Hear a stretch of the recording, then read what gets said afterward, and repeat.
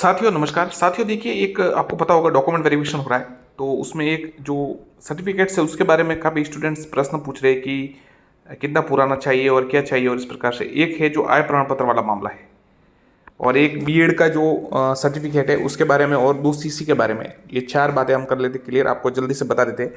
देखिए, जो सर्टिफिकेट का मामला है, EWS OBC जो भी है, ST SC का तो जो सर्टिफिकेट बनेगा वो आजीवन बनेगा बिल्कुल, तो उसमें उनको समस्या ही नहीं है कोई। EWS और EWS में ये है कि अब उसकी भी जो है वैलिडिटी वो लगभग 3 साल कर दी है, मतलब 3 साल कर दी है कि अगर आपका एक पास बना हुआ है तो आप दूसरी साल एफिड शपथ पत्र लगा करके भाई हमारी आय यही है, उसको बढ़ा सकते हैं। मतलब नया बनवाने की जरूरत नहीं है, 3 साल तक उसकी अवधि कर दी गई है। तो काफ़ी स्टूडेंट पूछ रहे हैं कि किस प्रकार से होगा। तो अगर आपका EWS में देखें तो 1 अप्रैल 2022 के बाद अगर आपके बना हुआ है, 1 अप्रैल 2022 के बाद, तो वो अब आप, क्योंकि उसी से आपने जो आवेदन किया था दिसंबर जनवरी में, तो उसी से भरा है, तो वो आपके बिल्कुल चल जाएगा, आपको नया बनाने की जरूरत नहीं है। अगर उससे पहले बना हुआ है तो ज़रूर आप एफिडेविट या फिर नया बनवा दीजिएगा। 1 अप्रैल 2022 से जो है उससे पहले का मतलब, क्योंकि नया जो सेशन इसका 1 साल की अवधि होती है, परंतु फिर बाद में आपको शपथ पत्र अब लगा सकते हैं।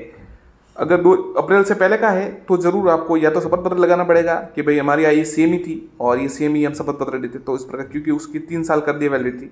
या फिर आप नया बनवा दें तो नया बनवा दीजिएगा। तो ये बात है। और नया भी उस समय का चाहिए होता है, क्योंकि जो फॉर्म से पहले का चाहिए होता है एक, तो फिर ये भी नियम चेंज कर दिया कि भाई फॉर्म से पहले का नहीं तो बाद में शपथ पत्र दे सकते हैं। OBC के लिए भी यही है कि अगर आपके पास वो 6 महीने का पूर्व का नहीं होना चाहिए, वो इस प्रकार से है। तो अगर आपके पास वो है फॉर्म से पहले का तो है ठीक है, नहीं तो फिर आप नया बनवा दीजिए। और या फिर एफिडेविट लगा सकते हैं, शपथ पत्र लगा सकते हैं। ये सब साथियों पहले ये नियम बनाया। पहले तो ऐसा चलता था कि जैसे डॉक्यूमेंट वेरिफिकेशन हो रहा है तो उससे पहले का चाहिए, मतलब जैसे आज डॉक्यूमेंट वेरिफिकेशन हो रहा है ना, तो उससे पहले आप बना सकते थे। पर अब क्या, फिर बाद में क्या किया कि फॉर्म जो भरते हैं ना उससे पहले का चाहिए था आवेदन करते समय। फिर कई मामलों में ऐसे परेशानी आने लगी, तो फिर ऐसा कहा कि भाई शपथ पत्र देकर भी काम चला सकते हैं। इस प्रकार से ही है। एक जो बीएड का जो करेक्टर सर्टिफिकेट मांग रहे हैं वो एक बार ही मिलता है, वो बार बार नहीं मिलता, तो आपको उसके लिए ज़्यादा चिंता करने की बात नहीं है। जहाँ से आपने रेगुलर की है अंतिम, और ज़्यादातर बीएड BSTC रेगुलर की होती है, तो वो आप वहाँ जाइए, वो आपको आपका ये CC करेक्टर सर्टिफिकेट मिल जाएगा। और उसको संभाल कर रखिए, लेमिनेशन करवा दीजिए उसको। नाम वाम देख लीजिए कि उसमें सही एंट्री हुई है नहीं है, और फिर सर्टिफिकेट आप देख लीजिए और उसको संभाल कर लेमिनेशन करवा दीजिए। वो आपके आजीवन काम आएगा, वो एक बार ही बनता है। यदि घूम जाए तो फिर वापस बना के जाए दीजिएगा, उस पर डुप्लीकेट कॉपी लिखेंगे वो, बस बाकी कुछ नहीं करे, डुप्लीकेट कॉपी दे देंगे आपको। तो ये आपकी चिंता की बात नहीं है। और वो बार बार नहीं बनता इसलिए ऐसा ना, और रेगुलर का ही मिलता है, इसलिए रेगुलर कॉलेज जाए। MA BA प्राइवेट अगर की है तो वहाँ मत जाइए, रेगुलर बीएड जहाँ पर की है वहाँ जाइए। अगर STC है तो STC रेगुलर ही होती है तो वहाँ जाइए। ये हो गया। एक जो CC है वो आप राजपत्रित अधिकारी, कोई भी ग्रेजुएटेड है होते हैं, फर्स्ट ग्रेड लेक्चर होते हैं, डॉक्टर होते हैं, इनसे आप करवा सकते हैं।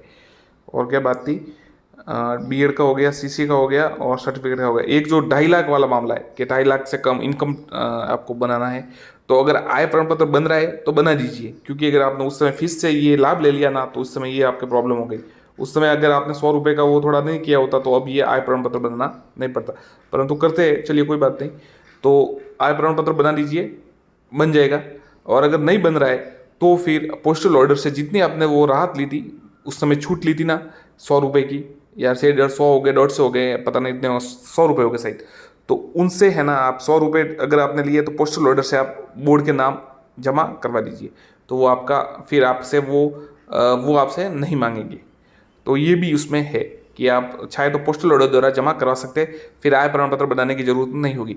अब आय प्रमाण पत्र बनाएंगे, बन रहा है किसी का तो ठीक है, अगर नहीं बन रहा है तो फिर ये ऑप्शंस भी है कि आप पोस्टल ऑर्डर द्वारा वो फीस जमा करा दीजिए कि भाई मेरे गलती से वो भरा गया, इसलिए ये भी ऑप्शंस है। एक और बात है, एक जो इम्पोर्टेंट बात यह है कि आपके जो बीएड की जो एडमिशन डेट होती है ना, वो जरूर मांगते हैं, वहाँ पर स्लिप मांगते हैं वो। तो ज़्यादातर जैसे देखिए जो पहले होता था उस समय तो वो स्लिप आदि फाड़ के उनके पास रखते थे, आदि हमको देते थे, तो वो क्लियर उसमें टाइपिंग किया होता है, फिर प्रिंसिपल साइन करता है तो वो वैलिड हो जाती है कि इसमें इनका एडमिशन इस तारीख को इस कॉलेज में हुआ है। कई बार अभ्यर्थियों को नहीं मिली होगी, तो आप कॉलेज जाइएगा, वहाँ पर उनसे लिखवाइएगा और मोहर लगा कर ले आइए, बस बाकी हो गया, बस वो स्लिप है बस कि भाई इस तारीख को इन्होंने इस हमारे कॉलेज में एडमिशन लिया था, बस ये बात है। तो ज़्यादा घबराइए मत। और कई बार कोई त्रुटि हो जाए छोटी मोटी कि भाई नाम ये सेटल नहीं हो रहा है, तो उसमें ज़्यादा चिंता की बात नहीं, एफिडेविट देना पड़ता है कि भाई ये आदमी मैं ही हूँ, और इसमें अगर गलती मैं सत्यता छुपा रहा हो तो इसमें परिणाम होगा वो मैं भुगतूंगा। आप अपनी जिम्मेदारी बता सकते हैं कि भाई अगर कोई भी गड़बड़ होती है, मैं झूठ बोलता हूँ या मेरे पर और आगे मेरे खिलाफ ऐसी कोई जानकारी मिलती है जो सत्य नहीं है, तो आप मेरे को जो देंगे, मतलब मेरा जो भी सजा होगी वो तैयार हो। मतलब इस एफिडेविट का मतलब होता है कि शपथ पत्र के भाई मैं जो भी है सही कह रहा हूँ और बिल्कुल इसमें कोई गलत बात नहीं है। अब किसी के स्टूडेंट के नाम में हो जाता है, कहीं डैश स्पेस आ जाता है, कहीं राम की जगह स्पेस होता है, बीच में नहीं होता, कहीं पे क्या होता है पिता का नाम थोड़ा ऊपर नीचे हो जाता है, आगे स्पेलिंग मिस्टेक हो जाती है, तो कोई आपको घबराने की बात नहीं है, आप सीधा शपथ पत्र दे दीजिएगा। और कोई प्रश्न हो तो कमेंट बॉक्स में लिखो। और जो ये थंबनेल बनाते हैं कि बाहर निकल जाओगे, बाहर आपको कोई नहीं निकालेगा, ऐसा कोई नहीं करता, ज़्यादातर आपको टाइम भी दिया जाता है, तो आप चिंता न कीजिए। धन्यवाद।